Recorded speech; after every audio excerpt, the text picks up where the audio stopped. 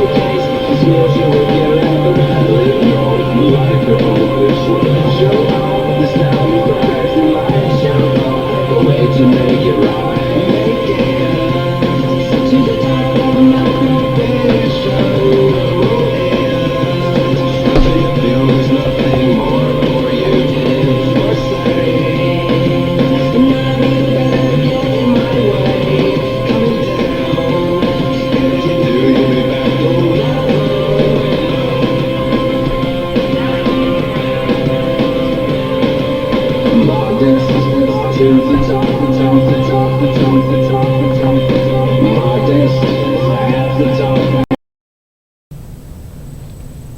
everybody, it's time for my super large real life superhero part 2 webcam spoiler film review of the July 2024 film Wolverine and Deadpool, which is already one of the best movies of this year, not just one of the best MCU and superhero movies in a long time, but one of the best. I'll be by the window over there. Since this is a Deadpool review, I'll have the mask, and I wasn't gonna do it, but I'll also get the swords. Nah, I won't use the swords in this one. I'll use that for a different review. So yeah, this is Deadpool. There will be no footage playing in the background. So with that being said, let me get by the window over there.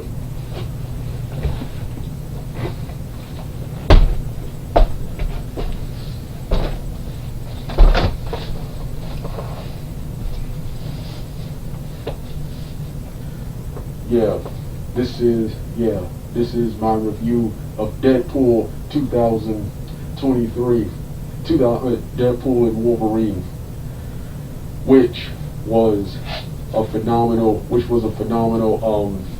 movie. I badly wanted to see this movie, and you know my drill. I wanted to do a bunch of reviews to set up this, but I never got around to doing it, and I just really didn't feel like rewatching all the X-Men movies to talk about this awesome film again. So I decided I would do it in another video. In another video, I'll do that, and I'll include this one and give my thoughts on the future of the X-Men film franchise after this. But like I said in part 1, this right here is the best X-Men and Deadpool film in a long time. Completely redeemed those first two crap fests of a Deadpool film. This is how Deadpool was in the comic books, cartoons, and everywhere else he's been before live action. This is how Deadpool. This one felt like a Deadpool movie, and this movie right here blows all of the X-Men movies out of water. It just goes to show you that the MCU should control everything. The MCU should control everything. The MCU should control everything. No more solo universe garbage. The MCU and Disney are now a huge multi-juggernaut. There's no need to sell the movie rights off to other studios. No. Every character comes home. And Marvel, they do a good job. First off, they did a good job of surviving without these characters for so long. Then they did a good job of successfully integrating them into the MCU. This is one of the many things I love about Disney owning Fox. Yeah, I don't like monopolies, but when you continuously screw up, like Sony is doing with Spider-Man, and Fox was doing with X-Men, we're doing X-Men. This is the benefits of monopolies. When you're screwing up and they don't care that you're screwing up. Yeah. This film, it's not flawless, but it's the best X-Men film. It is the best Deadpool film in a long time. Yeah, the film stars Ryan Reynolds as Deadpool, Ryan Reynolds as Wade Wilson Deadpool, Hugh Jackman returns as Wolverine. The dude still looks great. They even managed to get the yellow and blue spandex, which apart from the mask, I didn't like the mask part, but the spandex looks way cooler, surprisingly, in live action. Yeah, I can understand the previous movies wanted to play it safe and not go too far with the costumes, but MCU showed that parts of these costumes could work in real life, and the blue and yellow spandex look better in real life than it does in the comic books and cartoons. It looks the best without the mask. Yeah. Then you got Wesley Snipes returns as Blade. Wesley Snipes returns as Blade. I think that was Channing Tatum portraying Gambit, who's in this film, and I think it was Karma Electra who portrayed Electra. No, it was not. It wasn't Carmen Electra. It was someone else. I keep forgetting. I think it was Jennifer Gardner, something like that. Who portrayed? Yeah. Anyway, the actress from Daredevil in her movie, Electra. She returns. A variant of her returns, and so does X-23, which, like I said in part one, this is the multiverse movie. Doctor Strange, Multiverse of Madness should have been and wasn't. This one was way more exciting from beginning to end. They had the end of this film kind of dragged on, but it wasn't as painful as Doctor Strange's ending, where Doctor Strange for the most part was good up until that point. Yeah. Sabretooth returns, and I think it was Tyler Mane playing him. Variant of Toad returns, and I think it was Ray Park, and the variant of Juggernaut, I think it was the actor who played him back in, I think his name is Vinnie Jones, something like that. I think he returned playing the Juggernaut, Juggernaut. So awesome multiverse film, and this is how you bring Deadpool into the what's his name. This film featured Deadpool recruiting a Wolverine from another universe, the worst Wolverine, where this Wolverine apparently got his whole team killed and has become nothing but a drunk, to save his world from being destroyed, by some bald woman who was related to Professor Xavier. She has the ability, and she was trapped in a void by some man, later revealed at the end, and she briefly reforms after Deadpool and Wolverine beats her, but then she tries to once again control the multiverse with multiple variants of Deadpools, and Wolverine and Deadpool have to fight their way through all of the Deadpool variants. But when one Deadpool claiming to be Peter,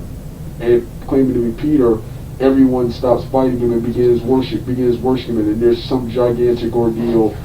There's some gigantic time travel ordeal, and Wade Wilson is reunited. Wade Wilson is reunited with his crew, and I think that Wolverine stays in the past, and that guy who sent that woman to the void, he is taken away by custody for tampering with time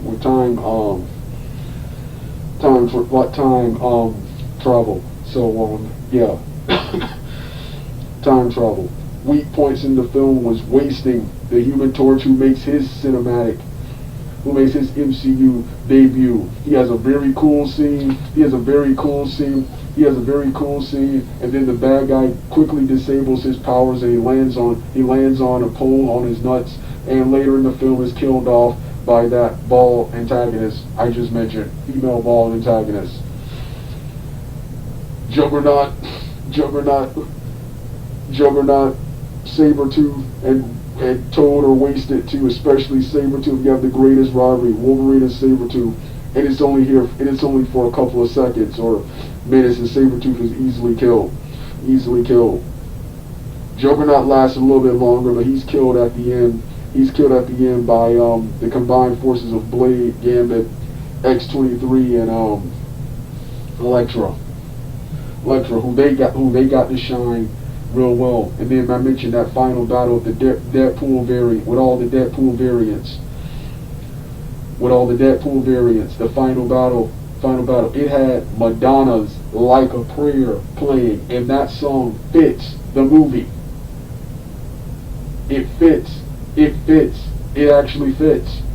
And then going back to Deadpool with Ryan Reynolds, there was a good guy, goody two-shoe variant of him that I enjoyed too. And speaking of Ryan Reynolds, like I said, one of the main things I love about this film was Ryan Reynolds. He was the only one in this film who knew about the other universes, who knew what was going on, the time travel stuff, which is one of the things that made Deadpool cool. Only he broke the fourth wall, and the other characters in the film are looking at him like, what are you talking about, dude? That's what made Deadpool fun. That's what attracted me to the character when I first discovered him in 2009. That's what attracted me to Deadpool, and that was what was missing from the first two. Everyone breaks the fourth wall. Everyone references other movies and other things, like some Family Guy, Jason Freeberg, Aaron Sutzer comedy reference. And for those of you who know who Jason Freeberg and Aaron Sutzer, they're the ones who brought you the crappy parody movies. Meet the Spartans, Disaster Movie, Epic Movie, and Date Movie, those. Yes, that type of humor. Here, there was referential humor, but it worked. And they had actual jokes. I was laughing. I was just having a good time. There was never a dull moment. And this movie redeemed Marvel after that god-awful The Marvels, which, despite being an MCU fanboy, I was rooting for that to fail. Yes. And now Brie Larson's Captain Marvel, her hype train is derailed. Her MCU career appears to be done. It isn't like they're bringing her back for Secret Wars or King Dynasty, and she's done. And we get back to MCU characters we care about, like Wolverine, Deadpool, the X-Men, the Fantastic Four, Captain America, the Falcons, Captain America, which is next year.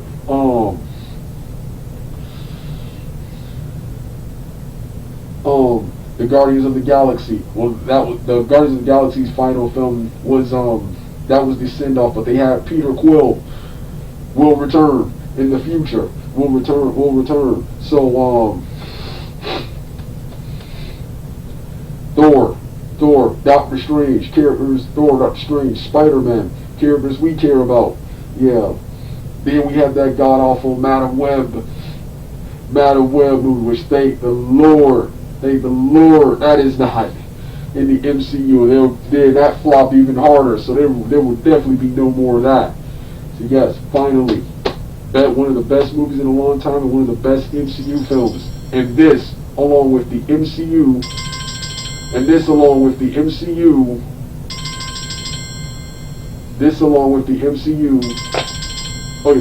Guardians of the Galaxy Volume 3, Ant-Man 3 completely brought me back to the Marvel Cinematic Universe. I'll get that when I'm finished. Completely brought me back to not only the Marvel Cinematic Universe, but movies in general. Theatrical movies. Like I said, prior to this, I never did a video on it, but it was just straight to home media and made for TV movies for me. Movies have went downhill since the start of the pandemic, but they're starting to come back with bangers like this. So yeah, this was my review of Deadpool and Wolverine, my first in a series of reviews. The other ones will be uploaded later. First I gotta rewatch and remember everything that happened. Yeah, so with that being said, to see the part 1 narration, a link will be in the description box below. You want to hear the rest of the music? Turn the video off right now.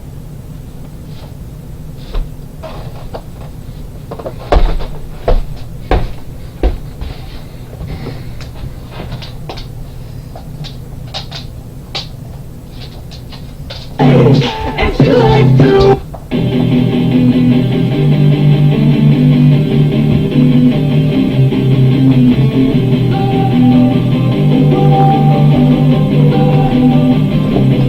don't wanna sleep in, cause I got something to prove. I gotta take what I hate and finally make a move. I think of you and all the shit you don't do. Well, I'ma make hella sure that I don't become you. Have no regrets, yeah, I'm tired of my chest. I'll never forget what it's like to be in death. Baby, death you will have it. Pass me the mic and I'll show you with action. I feel this pain, you already know. Turn that to gains, let my money show. I've got these things that I can't let go. Watch me turn this life into something new and never wrong. I feel this pain, you already know. Turn that to gains, let my money show. I've got these life into something that you can never own. Fight and die for the things you know you love. Do what you think is right, and see life through what you want. So fight and die for the things you know you love. Do what you think is right, and see life through what you want. Give me all the scars, I'm a human being. Cover them with tattoos so you can't see. Knew it from the start, you had problems with me and the things I could be, I just wish I had seen. I feel this pain, you already know. Turn that to gains, let my money show. I've got these things that I can't let go. Watch me turn this life into something that you can never own. I feel this pain, you already know. Turn that to gains, let my money show. I've got these things that I can't let go. Watch me turn this life into something